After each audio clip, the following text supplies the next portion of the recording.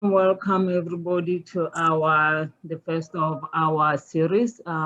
We are very happy to have you around, and we will be keeping you in touch for the other programs that will have. I think this is the first one, and we're going to have more of this as time goes. And I would like to take this opportunity to introduce Joel Kramer. He is the agriculture specialist, regional agricultural specialist with RCD of Greater San Diego. And Joel is the main organizer for this event, and I've been working with him to organize. And we have also been working with a farmer, and orchard farmer, and we are very happy that she is also around and she's been working with us tirelessly for this to happen. So Joel, I'll turn it to you so you can welcome our speakers. Thanks, Esther. Yeah, it's been great working with you and collaborating with UCANR and Cooperative Extension. This project is funded by the California Department of Food and Agriculture, so we want to thank them for the Healthy Soils funds that they provided to the grower and to us. Also very appreciative of the three presenters who made themselves available today to share their knowledge with us. Firstly, Dr. Ben Faber from Cooperative Extension, who is an advisor in subtropical crops. Also Rex Dufour from the National Center for Appropriate Technology. He's the Western Regional Director. And Margaret Smither-Copro, who is a researcher for NRCS at the Lockeford Plant Materials Center. So really looking forward to all of your presentations today as we learn more about cover crops and how we adapt to changing climate conditions. I just wanted to take a moment to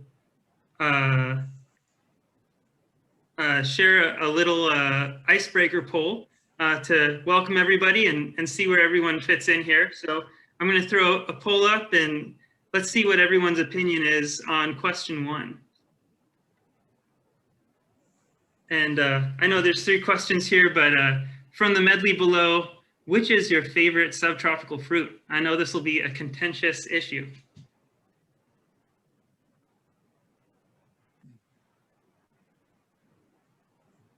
So don't worry about questions 2 and 3, but let's just get a sense of where everybody's standing. Are we in the more the beverage route or the fruit route here?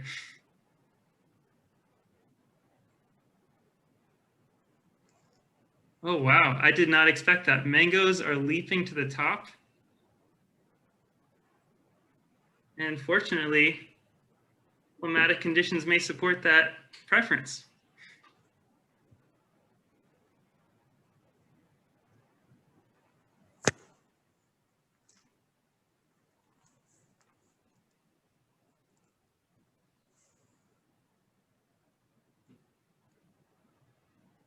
All right. Well, thanks everybody for that fun little introductory poll. We'll get back to those other questions later on. Also, before we get deep into the presentations, I just wanted to get everybody on the same page about how we'll be running the interactions on Zoom today. So I'll just share my screen, and these are kind of our ground rules when it comes to communicating on Zoom. You'll start muted, and please just stay muted unless you have something to share.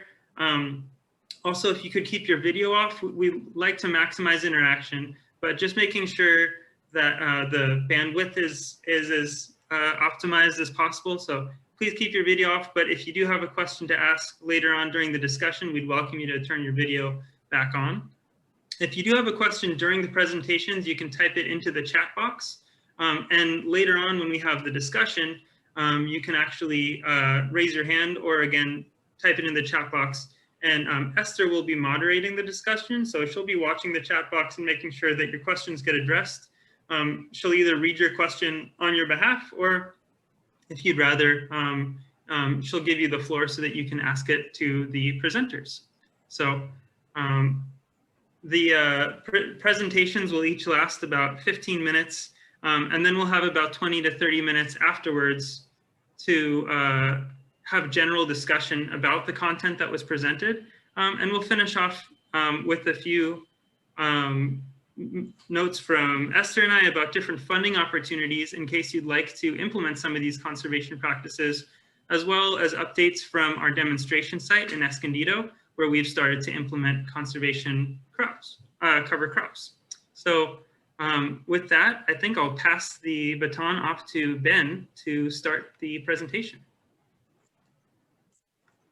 Okay, so I work in an area that is not as steep as San Diego County is.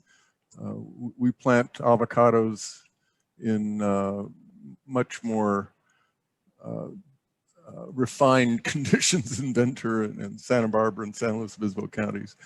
But we've all been hit by heat waves. This has affected not just our tree crops, but also the natural wildlife settings. In the last several months, we've seen damage to Brazilian pepper and eucalyptus and pine trees, and oh gosh, the redwood trees are suffering. So I've been looking into ways of mitigating heat damage to avocados, but it's also affecting, some of these techniques affect citrus as well.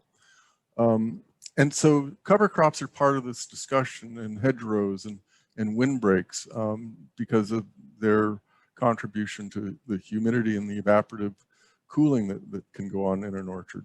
So and some of the techniques that we're starting to use to reduce the impact of heat on avocados make it more possible to grow and justify the use of expensive water in avocado orchards on steep hillsides. So I'm going to go through a pretty rapid discussion of some of these techniques that we've been looking at and promoting, and some of the information that can back up some of the choices that we're going to be making. So Southern California, we're dealing with some real problems with soil pH. Tends to be kind of low in San Diego, but as you go north above Los Angeles, we're dealing with some high pH soils, a lot of limestone north of Los Angeles, low organic matter and carbon levels. We run the full gamut of sandy soils to heavy clay soils. The thing that makes agriculture possible in Southern California is the weather. We have this climate that allows us to do things that you can't do in Minnesota and New York and, Kansas and, even places like Arizona.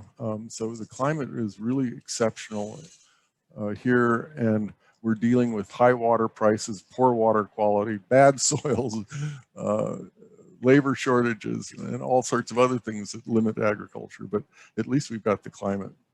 So we've got waters and soils that have high salts, water availability, and then we're dealing with this climate change issue of high temperatures that have been, boiling in the last 2 summers, but pop up in the winter time, in the springtime, when, golly, we're not supposed to be dealing with this in paradise, but we're having to contend with it. So high temperature variability and these Santa Anas that blow through. The impacts. I'm using avocados as the exemplar here, but it applies for just about anything that is fruit producing.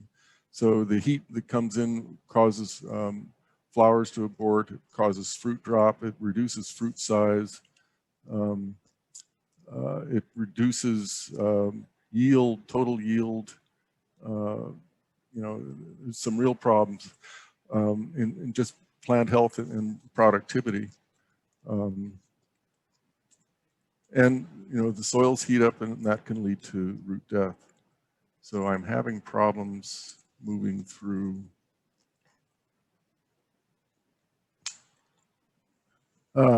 So how do you prevent heat damage? Well, you change the environment. We have ways of doing that, mainly through the use of water. There are some things like kaolin clay that help reflect light, we call protectants. And then just a healthier tree can lead to better ability to sustain heat stress. So how do we manipulate the environment? We do this through water principally, or water contribution. And so when we think of water, we often think of, just the irrigation system, but, under canopy irrigation, the way we normally irrigate, and, leading into a heat spell, we want to make sure that we've got water onto the crop. You want to have a hydrated plant before the heat spell arrives, because once the plant is having to deal with heat, oftentimes it'll shut down its stomata, and it's the stomata that are transpiring, that are releasing water, that cool the plant. You have to have a fully transpiring plant. And one of the first reactions to stress on the part of a plant, heat stress, is to start shutting down. And that leads to sunburn and sun damage. Anyway, so we're looking at overhead sprinkling systems now, how mulch can be used to reduce temperatures in an orchard, windbreaks, intercropping, and cover crops. Because of high costs of water availability, the weediness of some cover crops, we've often overlooked using cover crops in the summertime. But this may be one of our tools that we use now in order to combat heat in orchards. So one of the most important ways that we deal with is overhead misting systems. And this has been used in Australia now for many years.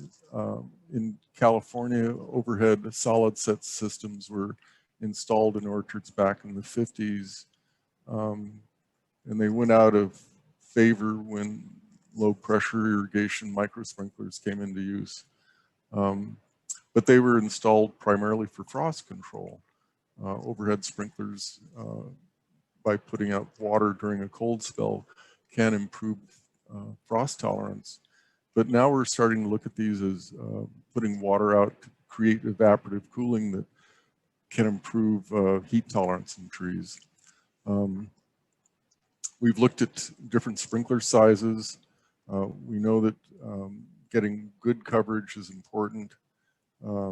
We need these sprinklers to clear the vegetation. So these sprinklers need to be quite a bit above the canopy in order for them to best perform.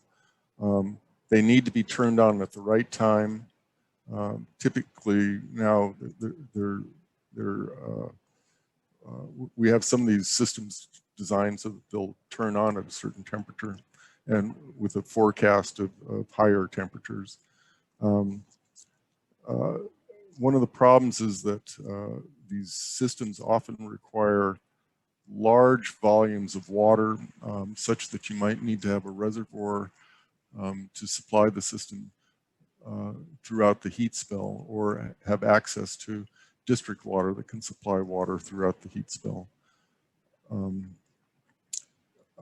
So these orchard heaters, these orchard cooling systems can reduce temperatures as much as 9 to 15 degrees Fahrenheit, depending on wind speed and the volume of water that's put out.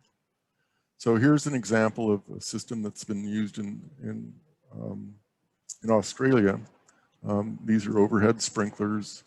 There's a sprinkler at every tree. And the cost of these systems are not that great. They typically are running in the range of $1,000 to $1,500 per acre.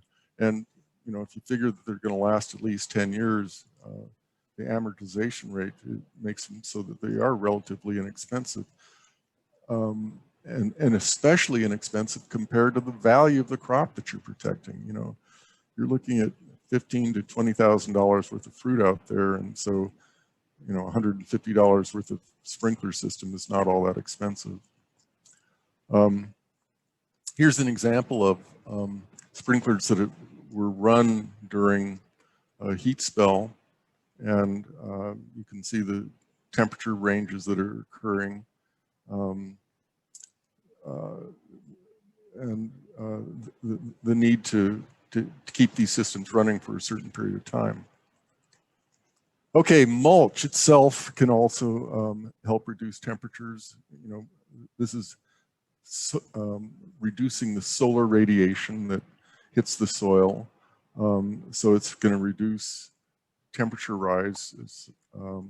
It also is going to improve the soil biology, and we're looking at materials that are kind of woody, that are persistent. And you can see that, you know, putting down, this is in a lemon orchard, you know, putting down a mulch is protecting the soil. It's preventing it, evaporative loss.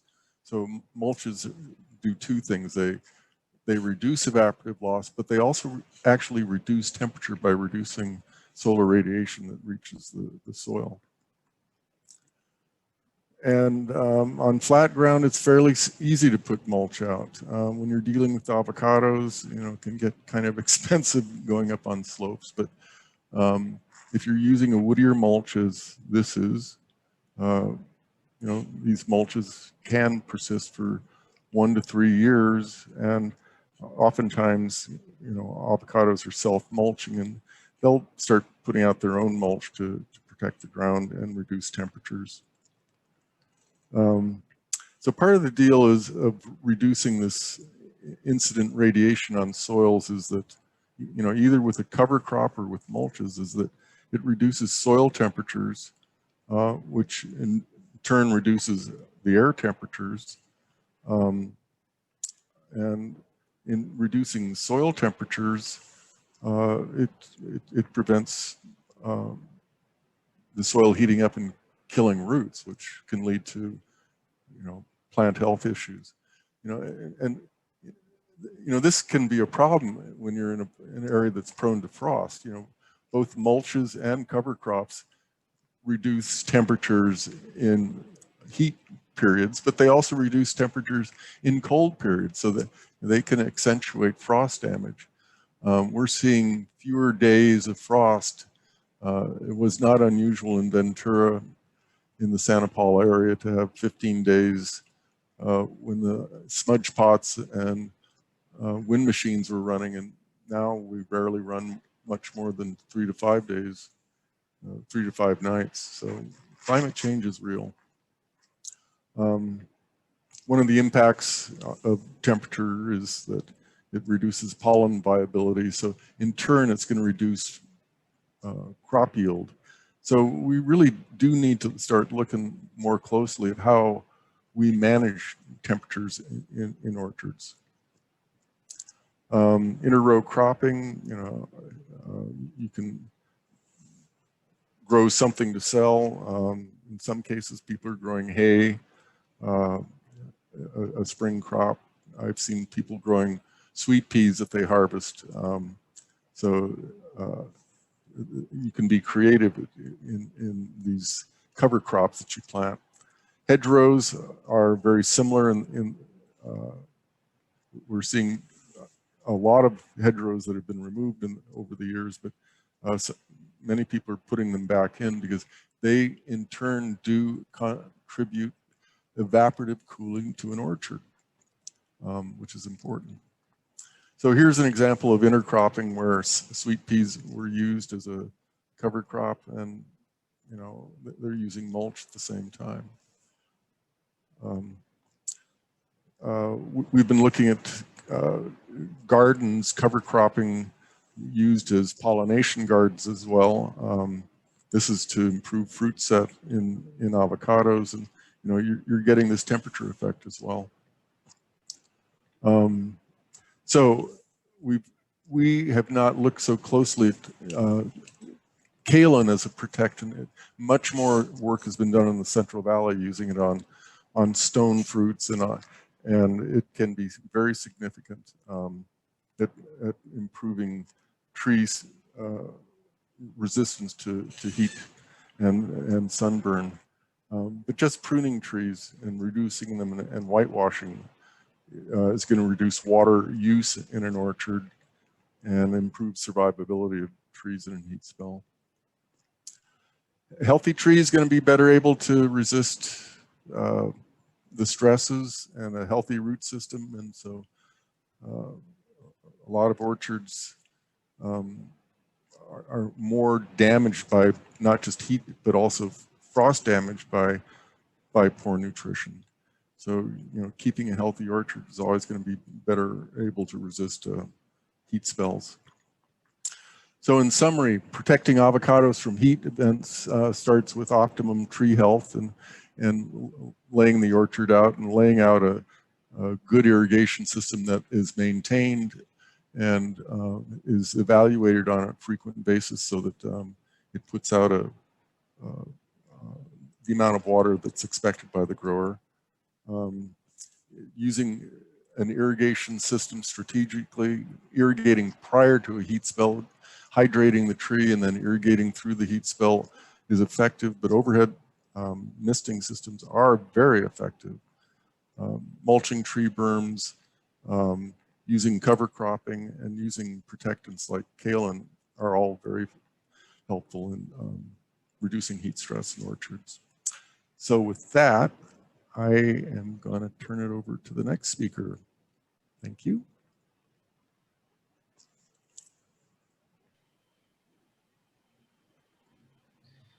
Well, Ben, thank you for sharing with us the why, the real motivation behind why we might be adopting these different conservation practices. Now we'd love to hear from Dr. Smitha-Cockrell about what some of the options are and how cover cropping might work in a warm season versus a cool season, and how that's been implemented in California as opposed to some of the other climates in the country. So Margaret, if you'd like to take it away.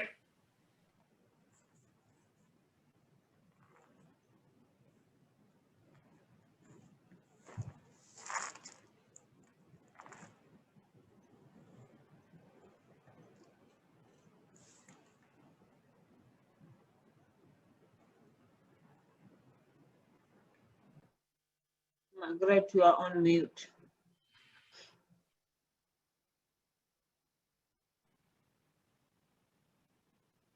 Oh.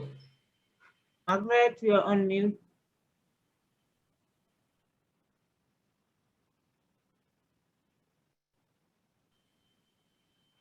Unmute.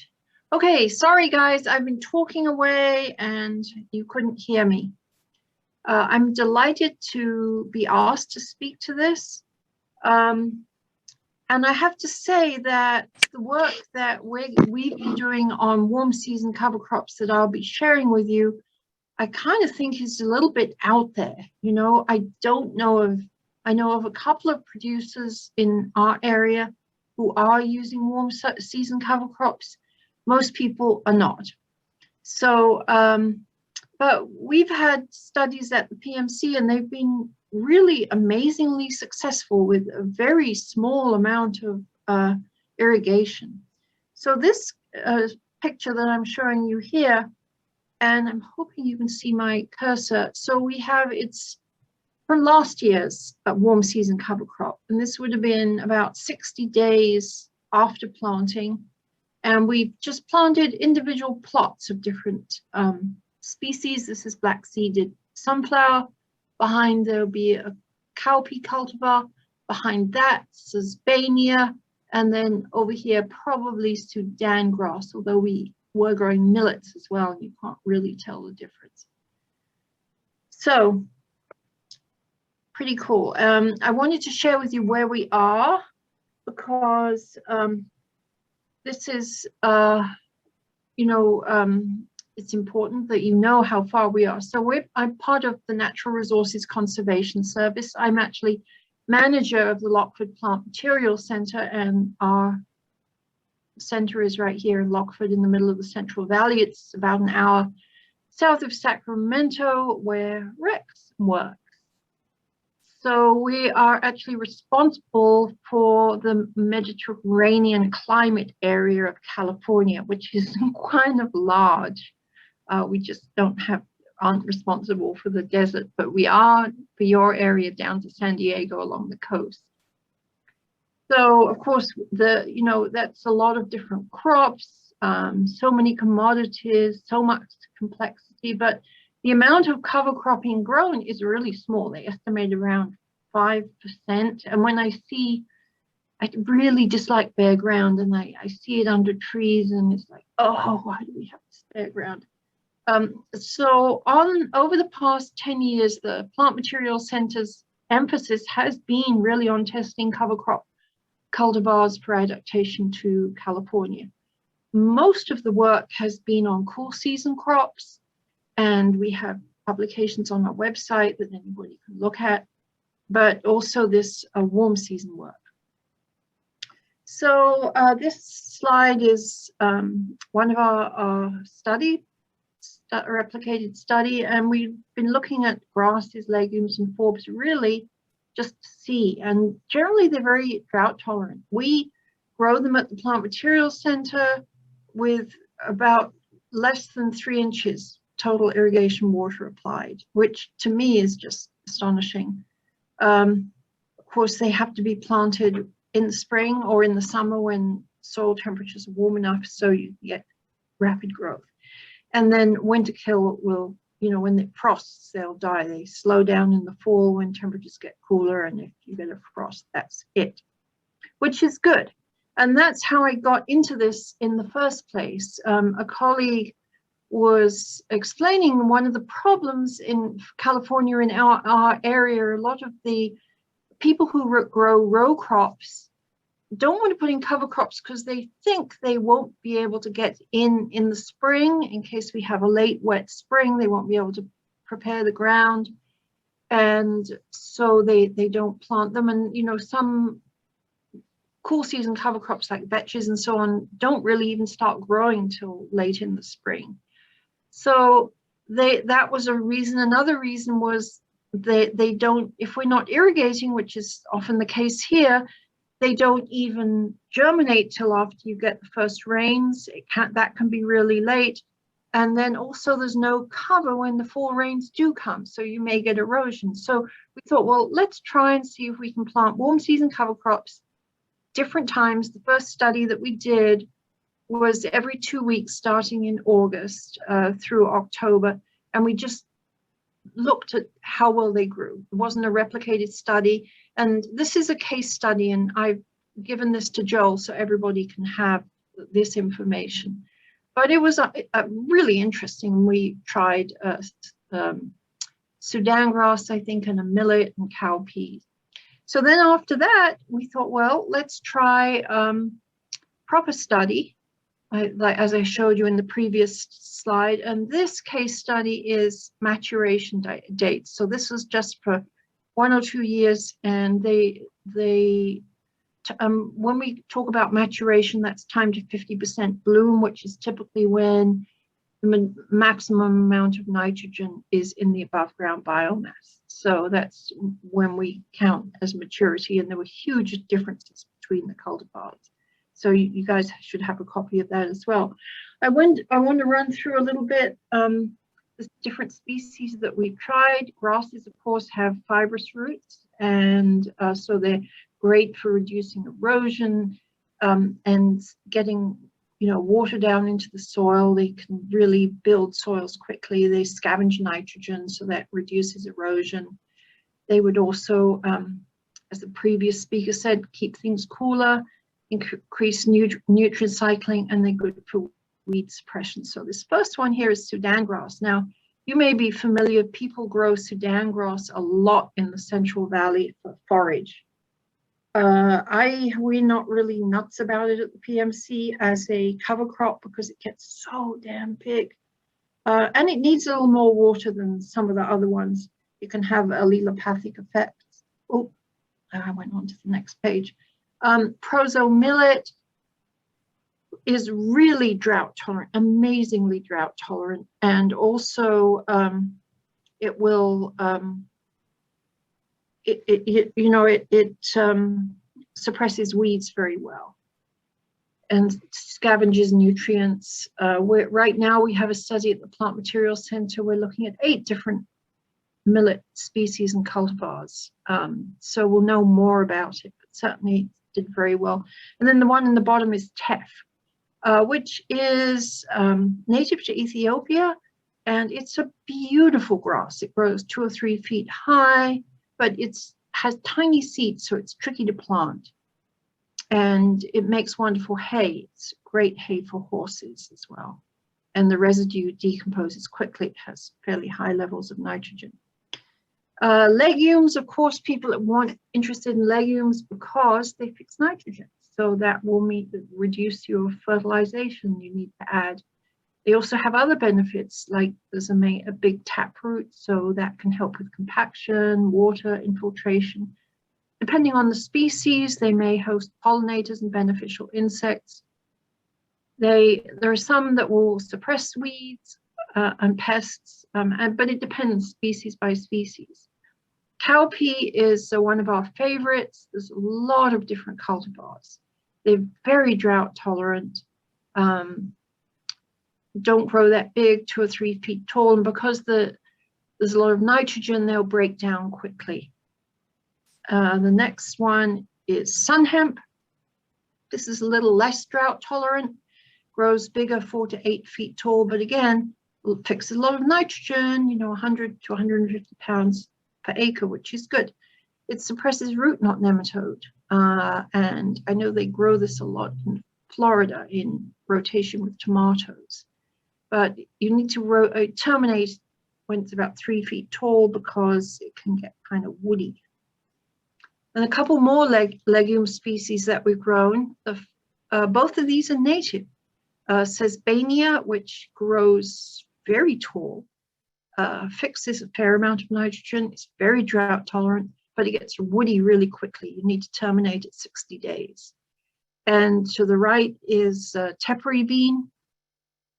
And this is grown as a subsistence crop in the Southwest. It's low growing, pollinators just love it. So that's another thing. It doesn't fix much nitrogen, but we're concerned that because it's a new phaseolus and we don't have the right inoculant,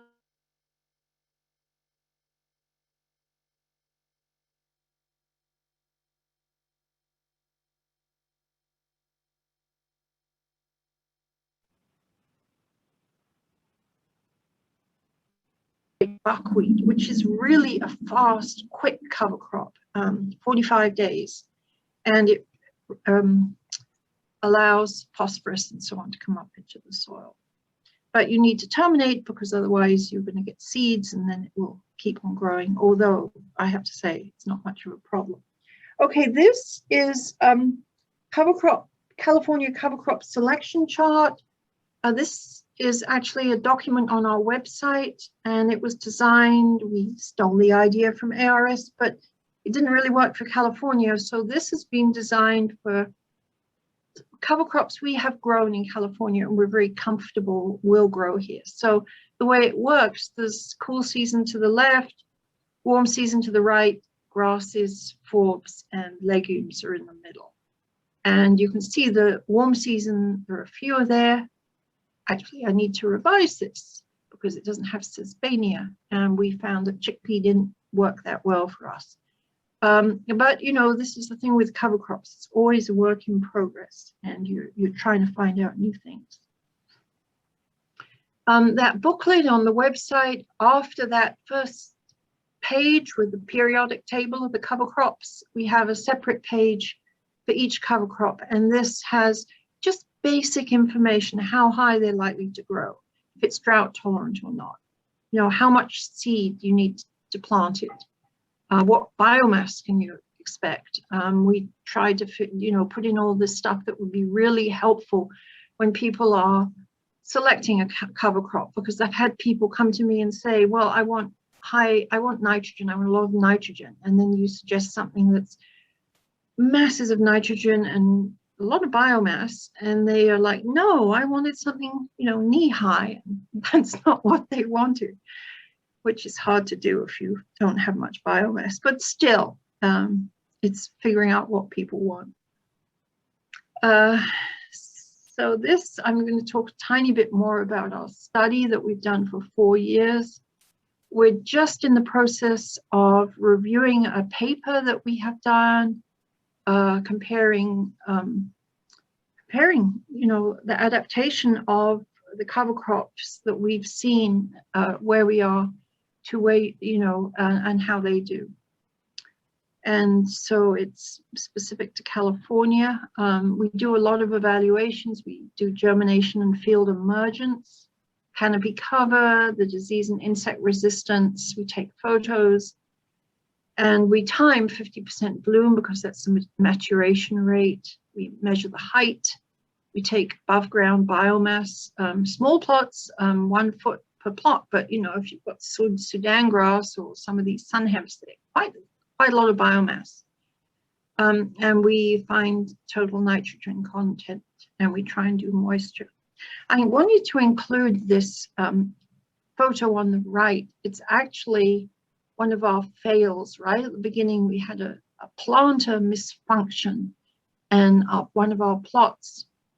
Normally, we just plant single species plots, but this was a malfunction, and we had a mixture. And you can see it's just beautiful. You have sunflower growing, you have buckwheat, tepary bean, and cowpeas all together. Very happy. And as I said, this is very little moisture. And I was amazed and wondering, you know, how on earth can this happen? Now we're on a fine sandy loam soil, so it holds moisture moderately well. We're in a river valley, not too far from a river. But the big thing is when you go out in the morning really early and you go to the plants, they will be wet with dew. And I think this, you know, the dew maybe is condensing on the leaves and running down to the roots because we are not giving them enough water that as one would think they would need to grow and look as happy and as healthy as they do. A little bit of data. This is just average over 2 years biomass. So surprisingly, in our study, the cowpea, iron and clay cowpea was actually the highest biomass of all our samples. The cowpeas all did well. In this study, we didn't use Sudan grass. We used we didn't use sorghum. We used Sudan grass, and that's not so big. And I think it's because we, you know, had such a limited amount of water applied. And then you can see the blue right down at the bottom. This is the tepary bean, and this is what I was saying. I don't think it's fixing nitrogen. And our forbs here. Yeah, not very much biomass, but still maybe you don't need a lot of biomass. It's a beautiful plant. Next slide, and this was legumes.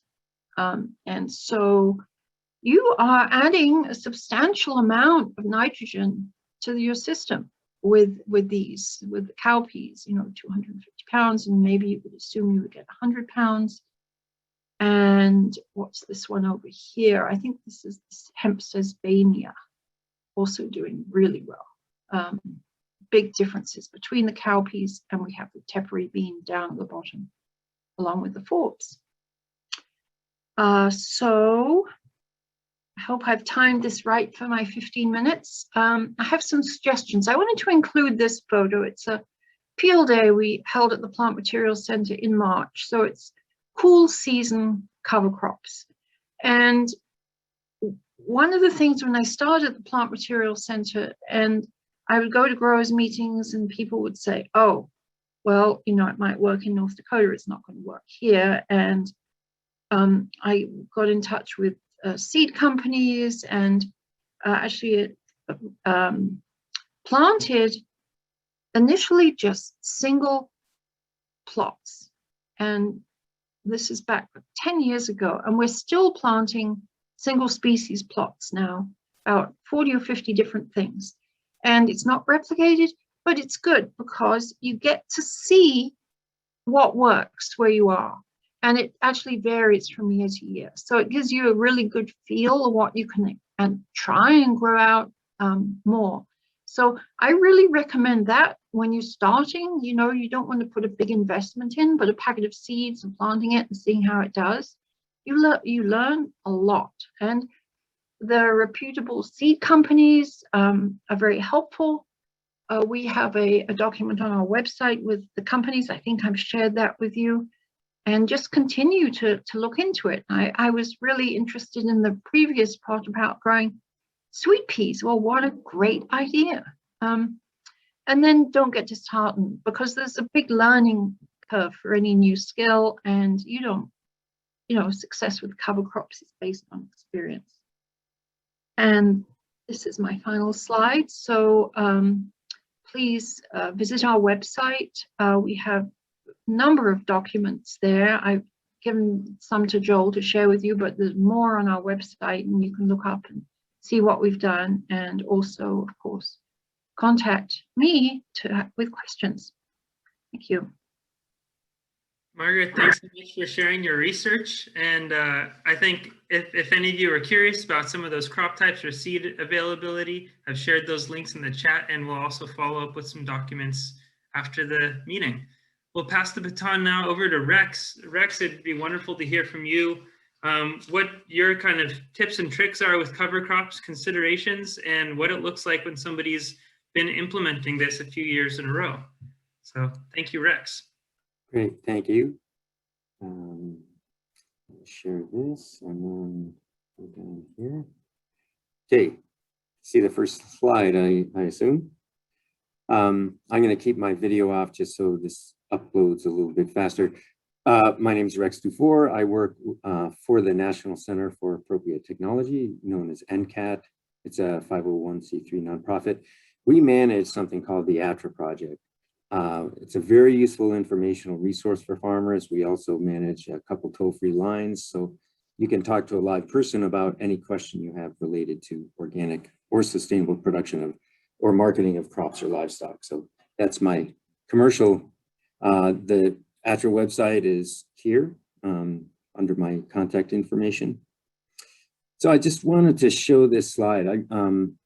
This is from New Hampshire, so not anywhere near California, but it happened just a few days ago. A friend and co-worker that manages the NCAT's New Hampshire office said they got 9 inches of rain in New Hampshire over the course of about a day and a half. This was flatland before, and now it's this 30-foot gully, maybe more than 30 feet, I don't know. But just to emphasize the fact that, climate change is happening right now, as been pointed out, and we need to do everything possible to support developing resilient soils. We don't know where the next atmospheric river or drought or, heat wave will strike, but we're all headed into uncharted weather territory. And the question is, are your soils ready to withstand the stresses and impacts of drought, high temperatures, and intense rain events? So got to get them prepared, and healthy soils are a good way to do that. And just a reminder, cover crops are just one tool among many, which NRCS and CDFA, the California Department of Food and Ag, their Healthy Soils program subsidize. Compost, NRCS is coming out with a new soil carbon 808 interim practice. So California is one of 12 or 14 states that signed up for this. CDFA also has a cost share on compost. And I guess I'm kind of advocating, like, you could use all of these practices to get your soils up to snuff. Mulch, Ben mentioned mulch around the base of the trees. NRCS and CDFA will pay you to do that, at least partially subsidize that. Habitat plantings, again, Ben mentioned hedgerow, there's conservation cover. There's a lot of different ways you can diversify the alleys or your edges with annual or perennial plantings. And NRCS and CDFA have cost shares for that. Irrigation water management is going to be critical. As Mark Twain said, whiskey's for drinking, water's for fighting over, and that's what we're going to be doing in California when SGMA really starts hitting the ground. You want to irrigate sufficiently so your trees stay alive, but you don't want to over irrigate, because then you're flushing the nitrogen and right past the root zone. And so there's cost shares, nutrient management, getting your figuring out your nitrogen additions either from your groundwater and or cover crop and or other sources. So, and just to remember and keep in the back of your mind, in my experience, and I'll admit, I have never planted a cover crop in an avocado orchard, but I have helped plant cover crops in almond orchards and walnut orchards and pecan orchards. And so I think there's some cross-learning lessons. But cover cropping and managing a cover crop is as much of an art as it is a science, because you're dealing with limited time, limited finances, limited equipment, and limited ways to manage and terminate the crop. Anyway, so what I'm going to cover is just a couple of the challenges to cover cropping in San Diego and other locations down there. Goals for the cover crop, just touch on irrigation considerations. What species, I'm going to just touch on that because Margaret covered that very well. How to plant the cover, just how will you manage and terminate the cover, because those are important considerations, and a little bit about cover cropping in pecans. That's a project I'm working on right now. So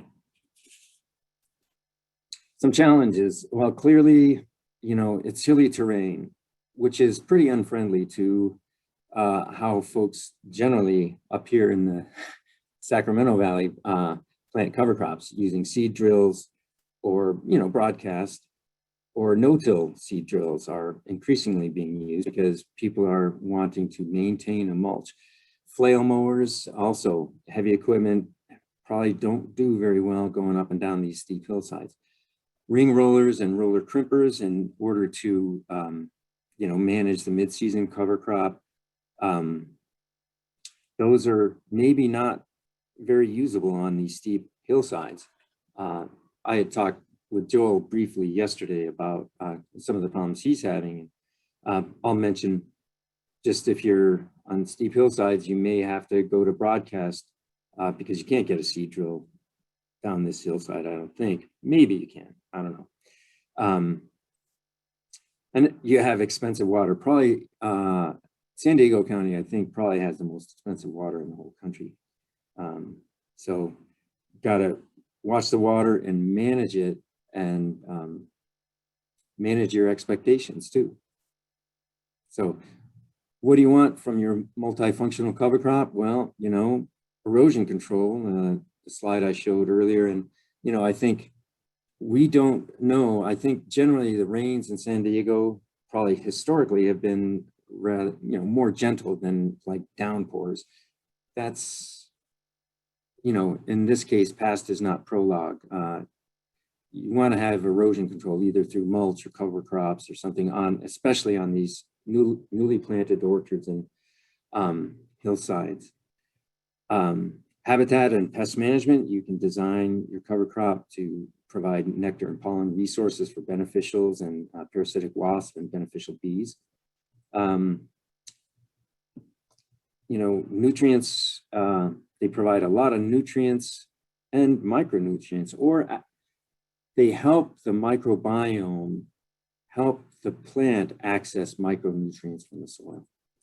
Mulch, you can roll these cover crops and have a really good mulch, but what is your priority? Soil health and water infiltration, that is going to be increasingly important, I think, all over the state. Beauty, I think, is kind of an underrated aspect of cover crops and hedgerows, for example. But I think if you're doing any kind of agritourism, beauty, you know, a beautiful cover crop is ecologically beautiful and physically beautiful. Do you want to reseed? Do you want your cover crop to reseed, or make sure it's not reseeding?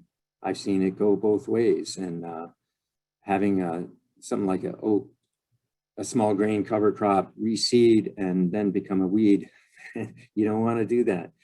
But in a perennial system, it's a little bit different. In a tree system, it's different. And then maybe a little bit, you want a little bit of everything. You know, this grower up here, this is a walnut orchard, and it's Dan Unruh. He really went to town on cover crops. This really provided, his initial use of cover crops started when his PCA came back with a Pratylincus nematode, a lesion nematode count of 5,000, which is pretty darn high and, you know, in the economic range. Now his Pratolynchus count is down below 100. He started off with just mustard cover crops, and then he bought this real fancy no-till seed drill with, I don't know, 10 or 12 different seed buckets. And so he plants, you know, 3 or 4 legumes, 3 or 4 mustards, 3 or 4 small grains, and has a really diverse cover crop. Really beautiful to walk around in. And he doesn't have to supply very much nitrogen anymore at all to his walnuts. Irrigation considerations, you know, if you're on drip on your avocados, that's it's just not going to do it for having a viable cover crop. You can depend on rain, and, you know, there's so many different microclimates in San Diego area and elsewhere. I think some places get adequate rain, or usually get adequate rain to bring up a cover crop, but if you're relying on drip, just doesn't get out to the center of the alley. A micro sprinkler and sprinkler, those are great, but the cost, the additional cost perhaps of any additional water to keep the cover crop going, you have to judge that versus the benefits from the cover crop, and they are many. Cover crops, you know, they're inherently multifunctional. What species, I'm just going to touch on this because Margaret covered that quite well. But one, you know, do you want end fixing or not? The flowering window, because I'm really interested in habitat benefits, you know, like pollinator and parasite predator habitat. And the ease of management and termination, you know, if they get woody, as Margaret said, that's going to be really hard or more difficult for a flail mower or any kind of management to terminate that cover crop. So those are some considerations, you know. And just, I have some other resources. NCAT ATRA has a bunch of cover crop, kind of what species types of resources. CAF has come out with this cover crop decision guide for perennial cropping systems. That's pretty good, short and sweet. And Margaret has already mentioned this. This is a nice little publication. And also, you know, Sarah, it's managing cover crops profitably. That's a free PDF download. There's no reason for you not to have it. And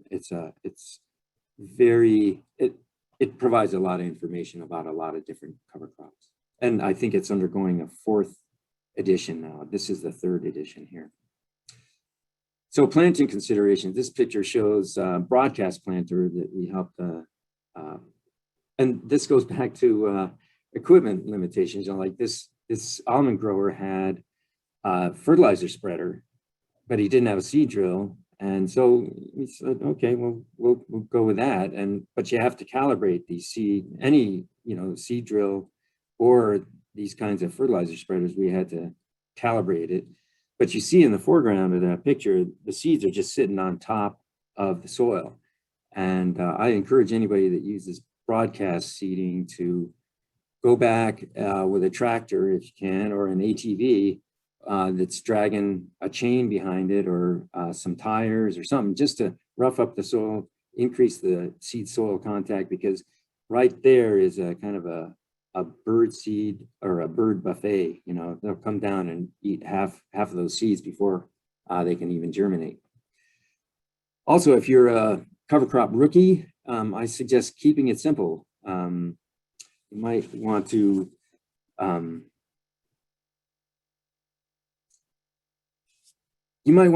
start off with just a couple species in your mix, maybe 2 or 3. I think planting 1 species is a gamble.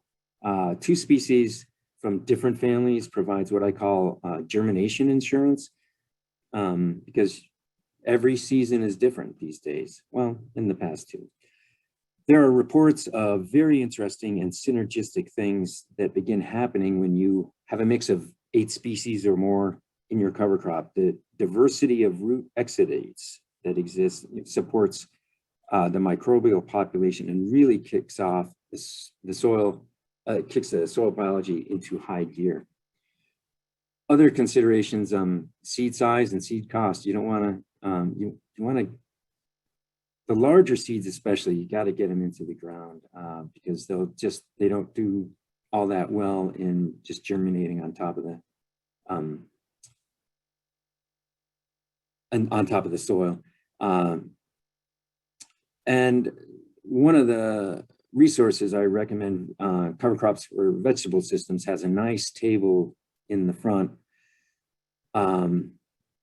that has how many seeds per pound, which I find quite useful because it, you know, say Phacelia has 250,000 seeds per pound versus, you know, cowpea, which has, I don't know, maybe 1,500 seeds per pound. I'm just pulling things out of the air here, but gives you a really good idea about seed size and potential cost. Legumes, no matter. I hate to cut you off. Yeah. We are going to transition to the discussion in the next minute or two. So. Okay.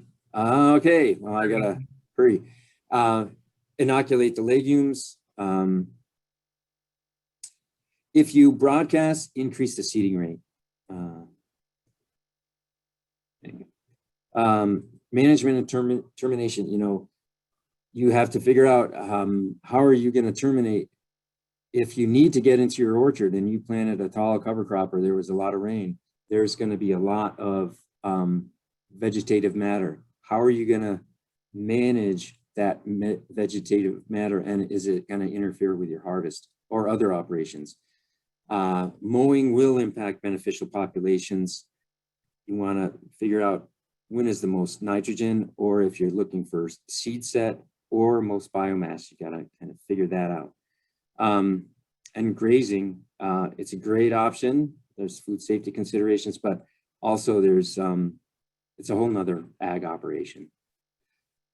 Just to show you, we were monitoring ladybird beetle populations, and this gray area shows the first mow of alternate rows, which is a way to conserve flowering and nectar resources.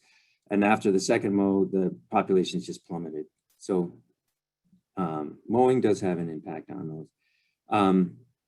This is the cover crop in last year, about April, 12 different species. We tried experimenting with milkweed, showy and narrow leaf milkweed. We didn't find a single plant there. And just the beneficial populations we monitored, these were the different things we were monitoring for, but I put in this slide just because it shows the resiliency of this system. There's always beneficials out there, some kind of beneficials.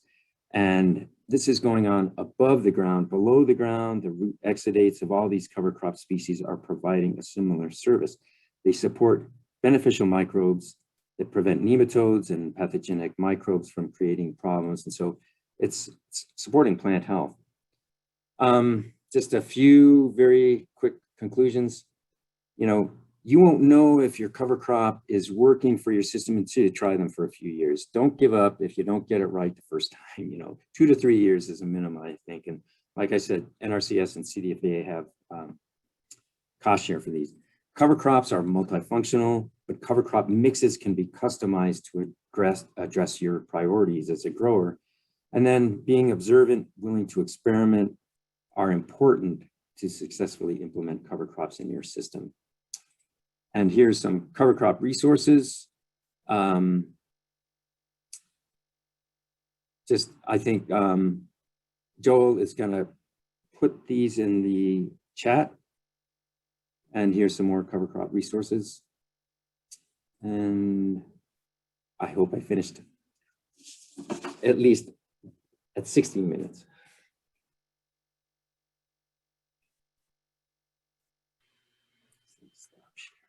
Okay.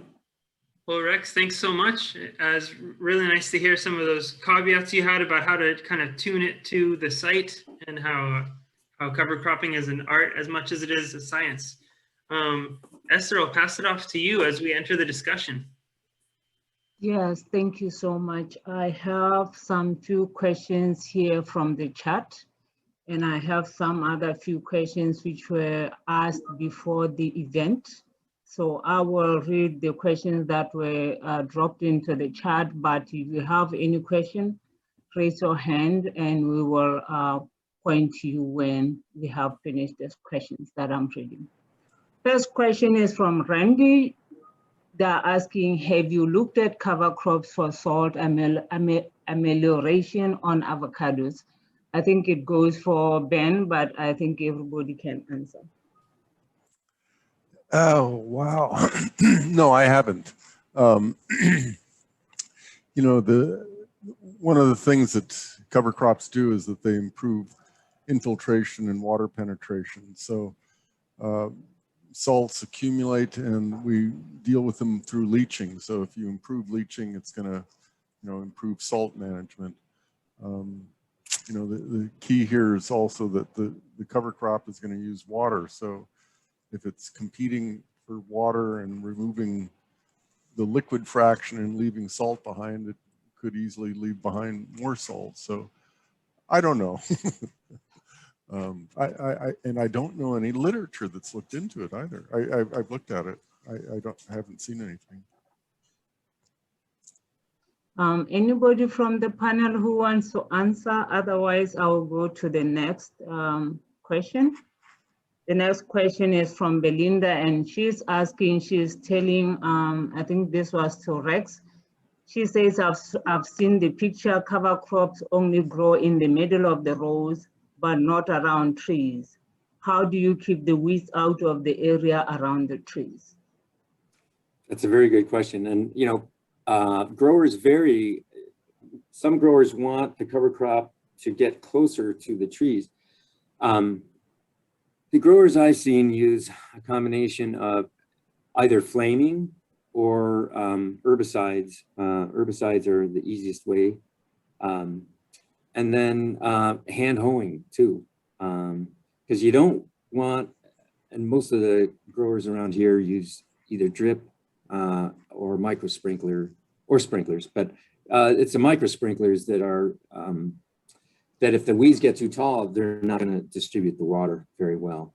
And so those are kind of the options. You can use animals to graze around, but the penalty of not growing up to, you know, closer to the drip line, or, you know, because there's almost as much space in the alley as there is in the tree row, right? Or sometimes the tree row is even greater. The soil surface in that tree row does not absorb water all that well, and it gets compacted. And so you want to get as close as possible, but not interfere with your irrigation. Thank you, Rex. Another question, this was a previously asked question. The question goes, how many consecutive years should one plant cover crops before seeing measurable results? I think it goes to all three of you, maybe Margaret and Rex.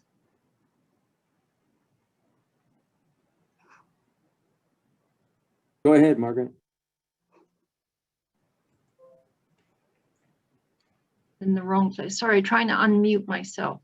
Okay, so I think it really depends what you're going to be measuring. If, you know, I've talked to some producers and they're like, oh, we have soil crusting. There's no infiltration. I mean, if that's your issue, planting cover crops will help in the first year. But if you really want to see increases in soil organic matter, I would say, you know, maybe 3 to 5 years. You'll see some benefits for sure, but it will take a while to make a lot of changes. I know Amelie's done work, and I think the bacteria in the soil change really quickly, but it's not very obvious. So yeah, depends what you're measuring. Rex, do you want to add on, or I should go on? Sure. No, I think I agree with everything Margaret hit the nail on the head. And, you know, water infiltration really helps. And a lot of almond growers up here, the organic matter from the cover crop kind of fills in the cracks in the clay, because there's a lot of heavy clay soils up here. And there's just a lot of benefits above ground and underground. I'll just add to that, you know, you see benefits and problems show up almost immediately sometimes, and sometimes it just takes a long time. So if you're looking at erosion control in a year that has a lot of rainfall, if you've got a winter cover crop, you're going to see an immediate effect, that winter year. But if you don't get any rainfall, you may not even see the cover crop grow, so you won't see anything happen. So it's, things take time, and some things take a lot less time. Good points. Yeah, thank you for the answers. And then I got a question from Shulamit. Is asking Ben, is it visible to do shade cloth on avocado orchard? I've seen it here in blueberry fields in Kern County. The shade cloth has been used, and shade cloth is commonly used in a lot of places, Australia and Mediterranean, where a structure is built and then a woven material that has 10 to 30%, sometimes 50% shading are put up. And these structures are expensive. They cost $15,000 per acre or so, or more. So you have to get some real benefit in order to justify them. And maintenance of these things is very expensive. In places like South Africa and Spain, Italy, Turkey, they put these up in stone fruits. In Israel, they put them up in cherries and pears because they get a lot of spring hail damage. So it's protecting, the crop, and whether they get a crop or not.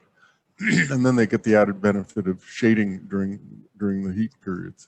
So, they're getting multiple advantages out of it, out of the cloth. In California, I know of one example in a large scale application in the Central Valley that was done for kiwi fruit to reduce sunburn on the kiwi fruit. And that didn't pay out, so they planted avocados in the situation.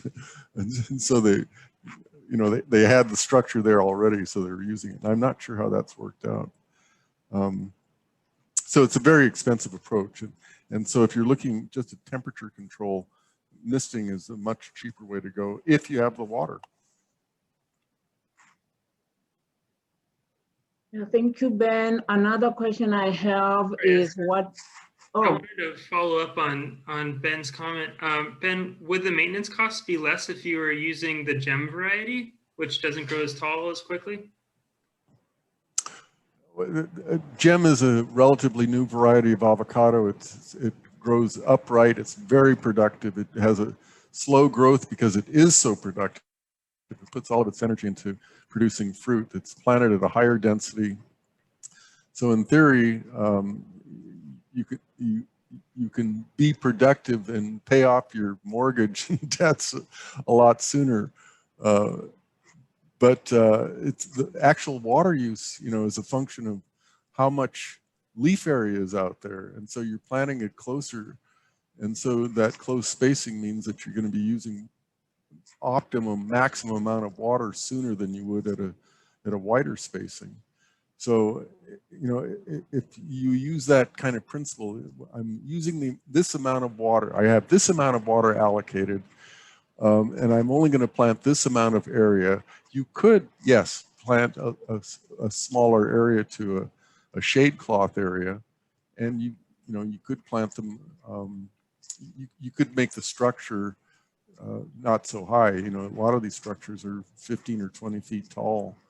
The gem you could keep pruned down to about 6 or 8 feet, which would mean maybe keeping the structure at 10 or 12 feet or so. I don't know. We haven't done much of this in California.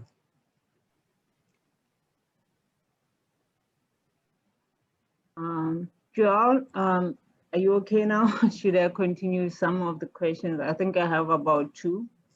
And one goes, what type of low-cost equipment can farmers use in a steep landscape to grow cover crops? Any one of the panelists could address the question? I'll take that one, or at least take the first shot at it. There are a number of workarounds if you're working in steep territory. I think there's you could broadcast the seed from the back of an ATV, and there are, you know, different size of these broadcasters, and, you know, you can calibrate them to how you need them. But again, I would emphasize, if you're broadcasting, you gotta up the seed rate or the planting rate. You know, if you're drilling at 40 pounds an acre, you might want to go to 45 pounds an acre, or maybe even 50 pounds an acre. And then once you broadcast it, try and incorporate it somehow. And that could be just dragging some tires behind an ATV, you know, just chain them up and drag the tires. And that way you kind of mix up those seeds with the soil.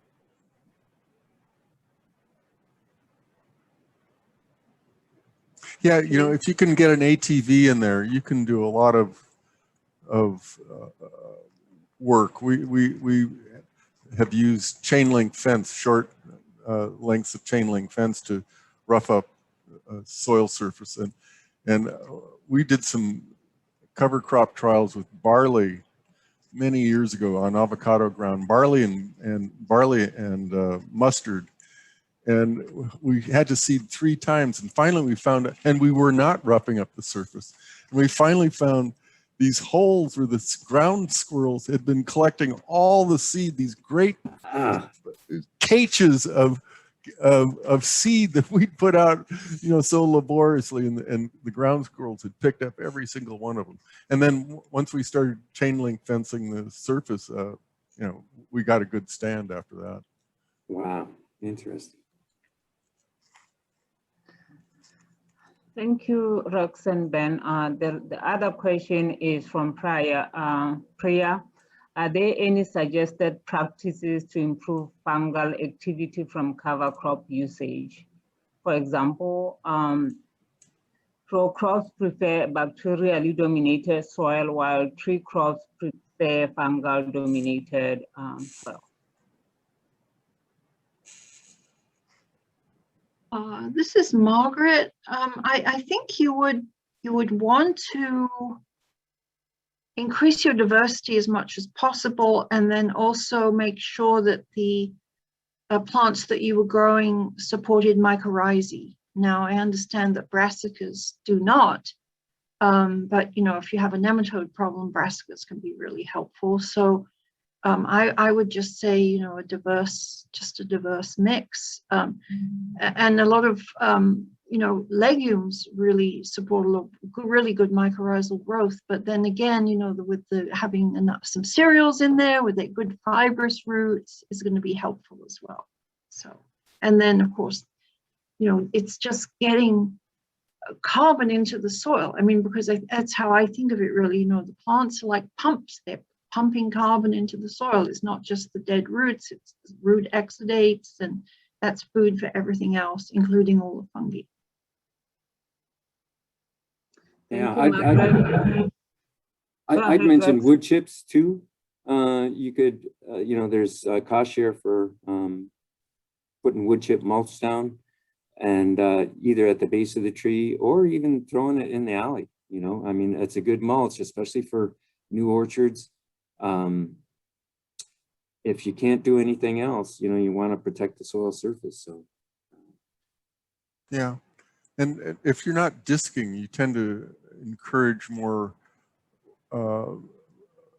material staying on the surface and not decomposing so rapidly, and which encourages more fungal species. So you know, how you manage that cover crop is going to affect, you know, the population.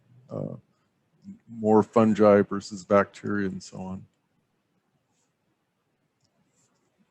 You know, most of the crops we grow, citrus and avocados, sapotes, cherimoyas, they don't like to have their roots disked. they want to have a stable environment. They don't want to be all turned around by you know, implements. They like a weed whacker come through. They like a flail mower. They like ring rollers, but they don't like a disc.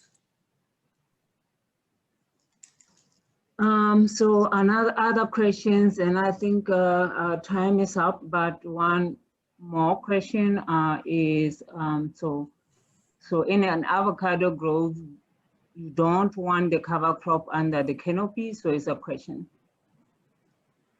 Well, the thing about well, I'll jump in because of avocados. You know, the avocados have got a nice canopy, and their canopy grows down to the ground, so they shade, you know, with the leaves. They create their own mulch, which shades the ground. So pretty much by the time the trees are 5 to 8 years old, there's not a lot of potential for growth inside the tree canopy. You know, it's young trees where you got to watch out. And in the case of avocados, they are not very competitive. So you have to keep a cover crop away from the tree trunk, you know, at least 12 to 18 inches, because anything's going to outcompete an avocado. So and it's better not to go in there with a, you know, a hoe or something like that, because you're going to, you know, disturb the root system. So, you know, there are herbicides that are used. You can use weed cloth that's effective. You can maintain, you know, trunk covers, and you can go in with a weed whacker. You know, that's probably the most commonly used instrument in avocado orchards is weed whackers. They're very effective, but labor intensive. Okay, thank you. I have 2 more questions, and I think we are going to put them up to the panelists and they can answer them. And when we post the links to the recordings, we will have answers for those questions as well. So I'll be passing this to Joel for his own presentation. Thanks, Esther. Yeah, and I saw a comment in the chat about more avocado specific information. So I'll give you what we've got. I'm going to share with you an update from our demonstration site in Escondido.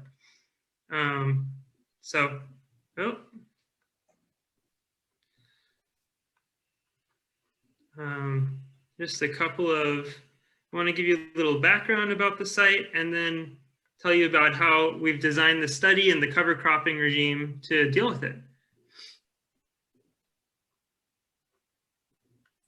So this site, as many in San Diego, is located on very hilly terrain. It was originally planted in the 1960s, and it is 30 acres of avocados. And since the 60s, in the last 50 plus years, they grew up to 70 feet in height, which is very impressive, great for productivity.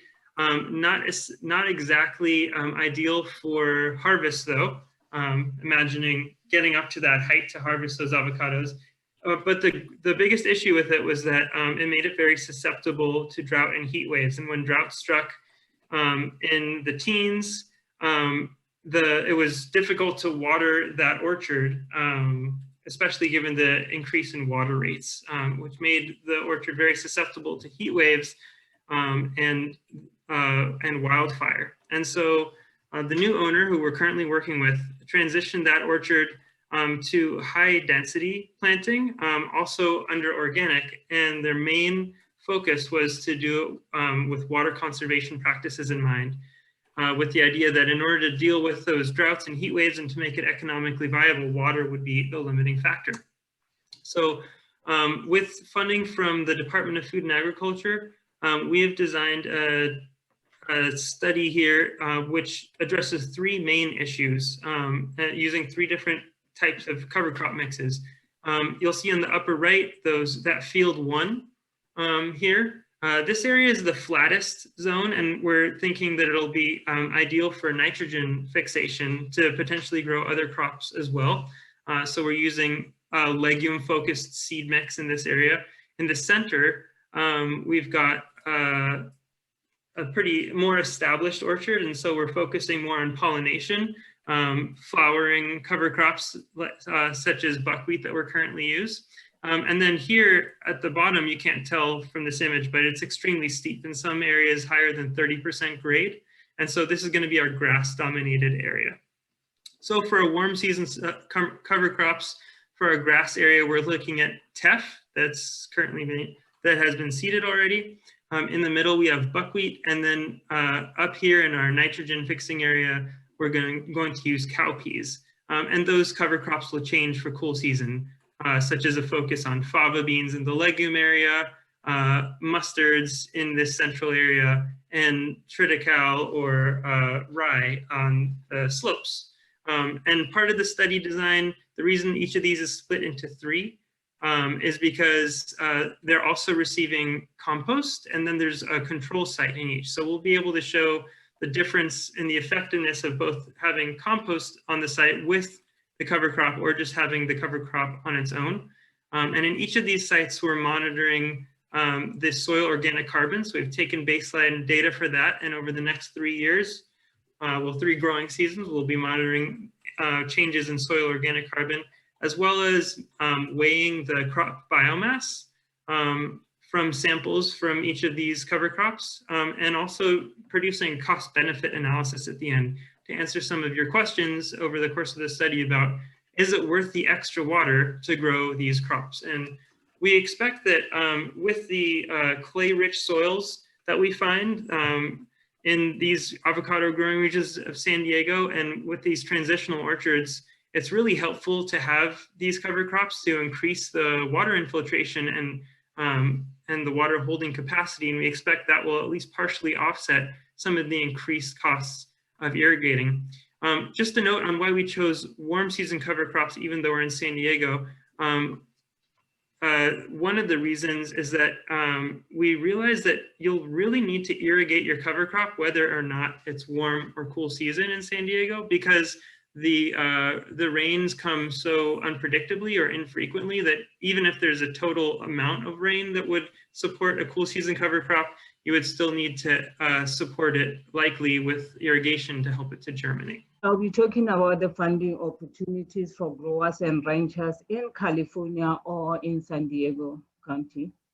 I'll be talking about the CDFA funding. I will be talking about the SWIP, the HSP, the AMP, and other funding sources such as NRCS and Zero Footprint. The CDFA funds the Healthy Soils program in these boxes, like the black bound boxes. These are the programs that give funding to growers. And I have the link here in the presentation if you want to read about these programs in your own time. So good news for the State Water and Enhancement Program. They have been given $40 million for 2021. The program started in 2014, and agricultural operations in California can apply. And the funded projects include, among others, soil moisture monitoring, drip systems, and probably switching to low pressure irrigation systems. But when you apply for these funds, you have to reduce greenhouse gases and save water. This is if you are applying for SWIP. And you also have other good news for Healthy Soils program. $50 million has been approved for the 2021 solicitation. The program started in 2017, and people who should apply are farmers and ranchers who are using soil as a medium of growth. And the practices that are covered, as Rex has mentioned, is cover cropping, no-till, but there are about 27 practices. So I have here in the link where you can look at the many projects that can be funded under Healthy Soils program. We also have AMP. This is for dairy and livestock operators. One person, as of last solicitation, was able to get $750,000. But if you are an academic or a technical advisor, you can apply and do a demonstration project, and you will get $150,000, or let me say maximum of $150,000. While the project should be non-digester manure management practices, some of these practices is maybe transitioning to a pasture-based system. There is another one in NRCS equip. It provides financial and technical assistance to agricultural producers to address natural resource concerns and deliver environmental benefits. I think Margaret can talk more on this, But the new one that we heard about is the EQIP CIC, or Conservation Incentive Contracts. This has been open and it was closed this July 12th. And I'm just putting it out here because it is mainly for states that are affected by drought, and California is one of those states. And so I'm putting it because I think next year they're going to open it up for many people. But when you apply for EQIP grant, they want the conservation plan, and it takes a long time to apply for this. I mean, it takes a long time to do the conservation plan. So if you want to apply for this, I'm just suggesting that you start early and contact them. So I have the link here for the NRCS. Popular practices, according to their website, is cover crops, forest stand improvement, prescribed farming, prescribed grazing. There is another grant called Zero Footprint. I'm working with one of the farmers who won the grant. So this is how the web page look like. If you want to know how to apply and guidelines, you can just go into the website and click on this. They have closed, but they are promising that by fall of 2021, the applications will be open. They are funding up to $25,000 per farmer. And we have listed as UCCE San Diego, we have listed some of the grants as well in this web page, and I have here the link to the web page, but it's showing about around 20 funding programs that are here in San Diego and within California. So if you want to know more about them, use the link and then let us know if you have any questions. So for the upcoming grants, we don't know when the applications are going to be open, but if you want more information, you can contact me or contact Joel to learn more about the CDFA grants. I also advise that for SWIP, it is best to really start early because the application is very intensive, and the requirements are really like you have to work on them beforehand to have what they need for funding. Thank you very much.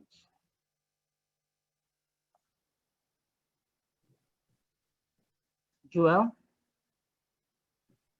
All right, well, we're wrapping up. I wanted to thank all the presenters for engaging us and sharing so much information. There will be a lot of documents to share after the meeting and videos as well from previous presentations that they've had. And I wanted to thank all of you for joining. I hope this information has been helpful to you, and I want you to know that Esther and I are here as well as Ben as local resources should you try to implement conservation practices at your property. If you'd like to stay up to date with the different opportunities that are coming through, one way that you can follow this information is by joining our newsletter. So I'll share with you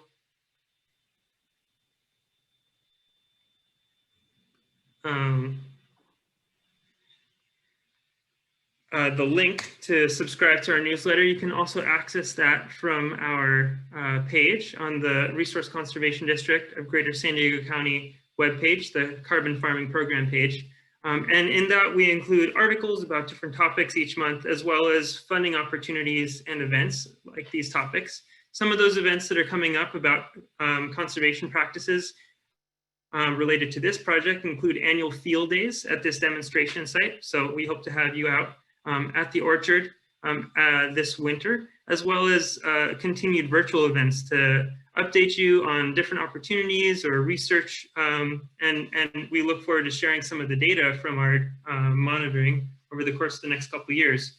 But coming up sooner, there's a few events that UCANR and the RCD are co-hosting to introduce growers of many different types to conservation practices, from vineyards and subtropical citrus orchards to vegetable crops and ranches. So if you're interested, In that, stay tuned. And each month we plan to have an event showing different conservation practices that'll be posted to YouTube as well to show how those practices are implemented.